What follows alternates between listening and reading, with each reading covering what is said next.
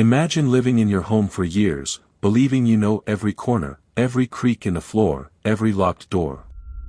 Now imagine one day, you discover something hidden, a secret room, concealed behind walls, beneath floors, or up in the attic.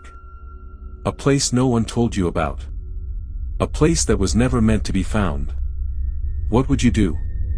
Tonight, we explore 3 times people found secret rooms in their homes, true horror stories of homeowners who uncovered dark secrets, ghostly whispers, and terrifying tales hidden just inches from where they slept.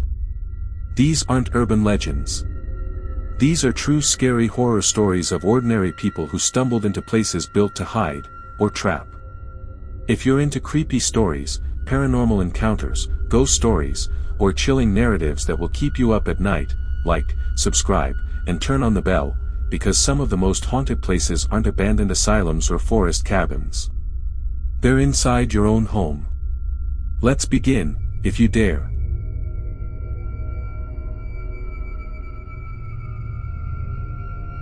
This story is about the room under the stairs. Kyle had just moved into a quaint 2-story home in Oregon with his girlfriend, Anna. The house was over 100 years old, with original hardwood floors, creaky steps, and the kind of charm that made you feel like you were living inside a ghost story. But neither of them expected just how literal that would become. During a weekend of cleaning and rearranging furniture, Kyle noticed something odd under the staircase. The molding seemed uneven. When he knocked on it, it didn't echo like the surrounding walls. It sounded hollow. Curiosity got the better of him. He grabbed a crowbar and carefully removed the paneling. What he found made his skin crawl. Behind the wall was a small wooden door, no more than 4 feet tall. Dust covered every inch of it, and the handle was rusted over. It looked like it hadn't been touched in decades. Anna begged him not to open it, but Kyle couldn't help himself. The door creaked open with effort, releasing a puff of air that smelled like mildew, old wood, and something else. Something foul. Inside was a room barely large enough to crawl into. It had no windows, no electricity, and the walls were covered in deep scratches, as if someone, or something, had tried desperately to claw their way out. In the corner of the room was a small, threadbare blanket and an old wooden toy. That night, they barely slept. Anna said she felt a presence watching her. The hallway light flickered on its own. Around 3 a.m., Kyle woke up in a cold sweat, paralyzed. Sleep paralysis gripped his body. He couldn't move, couldn't speak. And at the foot of the bed, he saw something. A small shadow crouched low to the floor. Its limbs were wrong, bent, twitching. It crawled toward him slowly, whispering his name in a voice like dry leaves rustling on cold concrete. You opened the door. The next day, they sealed the entrance and covered it with furniture. But the paranormal activity only escalated. Whispers at night. Cold spots in the hall. Anna's jewelry moved from room to room. One night, Kyle found his phone's camera had recorded on its own, showing the stairwell, and a ghostly hand reaching out from beneath the steps. They called in a paranormal investigator, who confirmed the room had held energy. Possibly a child who had been locked inside. Possibly something else.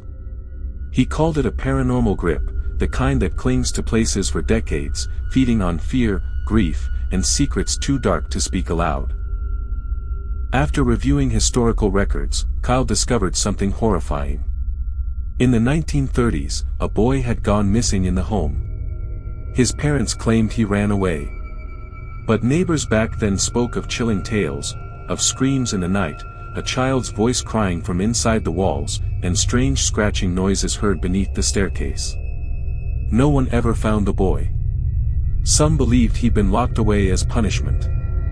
Others thought it was something darker, a sacrifice tied to local occult practices rumored to have once taken place in the area. Even after moving out, Kyle said the whispers followed him. Late at night, he'd hear faint knocks from inside the walls. He began waking up at the same time, 3:07 a.m., to the sound of light footsteps outside his bedroom door, even when living in a second-story apartment. Anna started experiencing sleep stories where a boy would appear, saying, "Tell them I'm still here."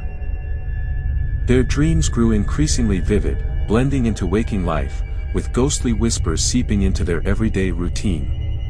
Eventually, they both sought spiritual cleansing. A medium told them the boy's energy had imprinted on them, that their discovery had awakened not just a spirit, but a cycle. A haunted tale with no clear ending. The entity, she said, was not at rest. It had waited decades to be found, and now that it had been seen, it wouldn't go quietly. Kyle tried reaching out to the current owners of the house, but they refused to speak. He later saw the property listed online again, description removed, price slashed in half, no mention of its hidden room. But in the photo of the stairwell, just barely visible in the shadows, was a small, childlike silhouette. Still crouched. Still waiting.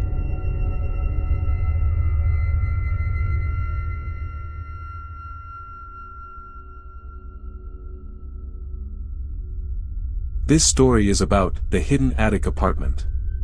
Madison had lived in her apartment for 3 years.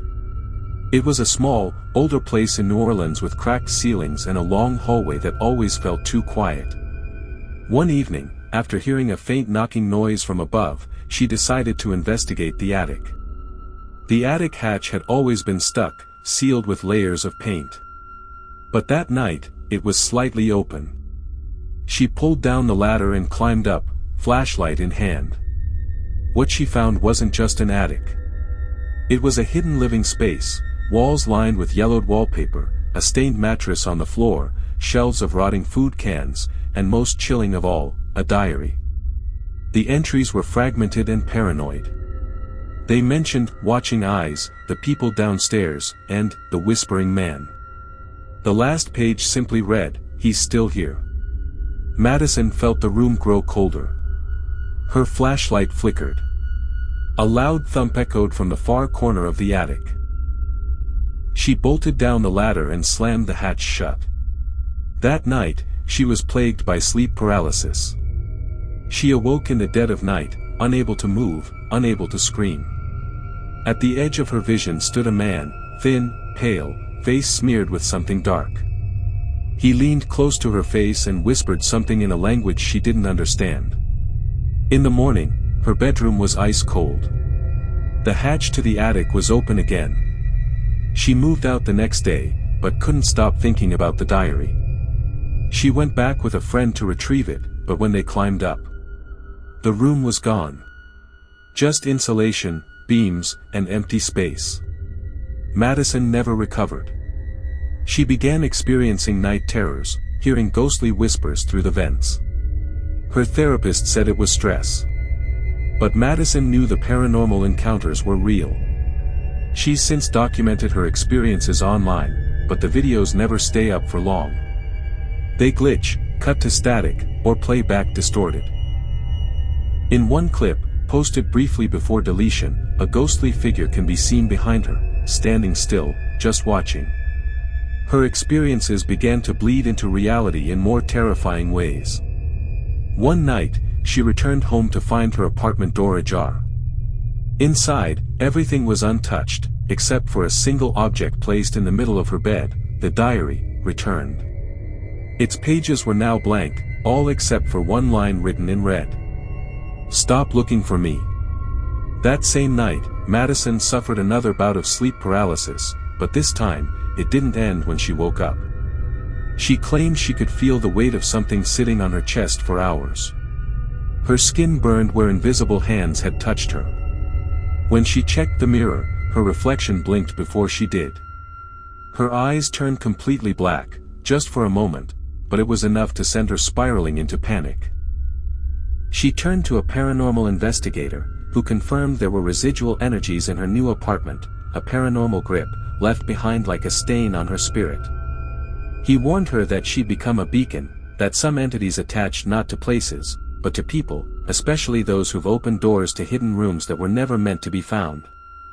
Since then, Madison has moved states, changed her name, and avoids all discussion about the incident, except one final update she posted anonymously on a paranormal forum: "The whispers haven't stopped."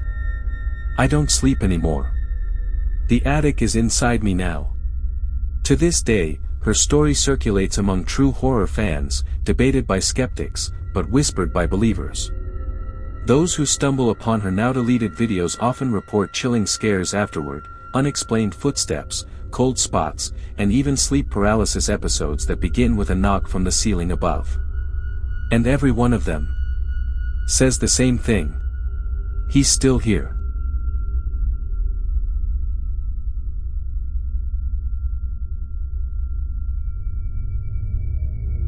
This story is about the mirror room. James and Olivia had just bought their first home, an old Victorian on the edge of town. The kind of place with too many doors and a basement that always felt damp, no matter the season. During renovations, they discovered a false wall in the master bedroom. Behind it was a room entirely covered in mirrors, floor, ceiling, and every wall. At first, they thought it was some eccentric decorating choice. But something about it felt wrong. The mirrors weren't dusty. They were polished, as if someone had been using the room recently. That night, Olivia couldn't sleep. Every time she closed her eyes, she saw herself, standing in the mirror room, but her reflection wasn't doing what she was. The next morning, James found her sitting cross-legged in the room, staring at herself. She didn't respond to him for 10 minutes. The following nights were worse. Olivia started sleepwalking, always to the room. She said the mirrors called to her, whispering things in her sleep. One night, James followed her and saw it for himself. Her reflection smiled before she did. The house grew colder. Their dog refused to go near the bedroom. Objects began vanishing. One night, James set up a camera. What he caught shook him to the core. In the footage, Olivia stands in front of the mirror. Her reflection reaches out. And then, she's gone. The footage cuts to static. James found her unconscious on the floor minutes later. She couldn't remember anything. They covered the room and sealed the wall, but the chilling scares didn't stop. Olivia became withdrawn, hearing ghostly whispers from inside the mirrors. James began seeing shadow figures move behind their reflections. They sold the house. Left everything behind. A year later, the next owners demolished the master bedroom. What they found behind the mirror room chilled them, a hidden journal, belonging to the home's first owner. A man institutionalized for claiming his mirror had swallowed his wife. The final entry simply read: "She speaks from the glass now." After leaving the house, James and Olivia tried to rebuild their lives. But Olivia began suffering from severe sleep paralysis. She would wake unable to move, forced to stare into the mirror across from their new bed, where she claimed to see a woman with blackened eyes, crawling on the inside of the glass. Every night at exactly 3:33 a.m., Olivia would jolt awake, soaked in sweat, her reflection already staring back at her before her eyes even opened. James tried to help her, but then it started happening to him too. He began hearing a female voice whispering from his bathroom mirror, calling his name in a slow, dragging breath. Once, while shaving, he looked down for a second, and when he looked back up, his reflection wasn't his. It just stood there, smiling wide, and mouthing the word, "Stay." Desperate, they reached out to a spiritual medium who claimed their energy had been marked. The mirror room was never meant to be found, and by entering it, they had awakened an ancient paranormal presence that feeds through reflections. She called it a paranormal grip, an entity that latches onto its victims through their mirrored self, slowly replacing them over time. The only solution, she warned, was to never look directly into a mirror again. James covered every reflective surface in their home. Olivia started sleeping in a room lined with blackout curtains and a towel draped over the TV. But the paranormal activity never stopped. They would still hear whispers from the walls, see fleeting images in darkened screens, and feel the chilling presence of a ghostly hand brushing against their backs when no one else was there. One night, James found Olivia missing again. All the mirrors were covered, except for the large one in the hallway.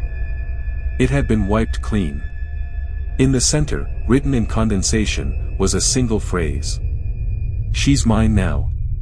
To this day, no one knows where Olivia went. The police never found evidence of a break-in or escape. But James never stopped searching. He says every now and then, when the lights are low and the room is quiet, he catches a glimpse of her in his reflection, just for a second. She smiles. And then, she's gone. These true horror stories prove that sometimes the most terrifying discoveries aren't found in the woods or on abandoned roads, they're hidden behind your very own walls. These true scary horror stories remind us that secrets can be buried anywhere, and some are meant to stay that way. From ghostly whispers in the attic to sleep paralysis in mirror rooms, these stories of paranormal encounters show us that the line between home and haunting is razor thin. If these chilling tales left you with goosebumps, like, subscribe, and share this video with someone brave enough to check their own house tonight. And next time you hear a creak behind your wall, remember, it might not be the pipes. It might be something else, waiting. Because some true ghost stories don't just haunt homes. They haunt people. And they don't stop until you're part of the story.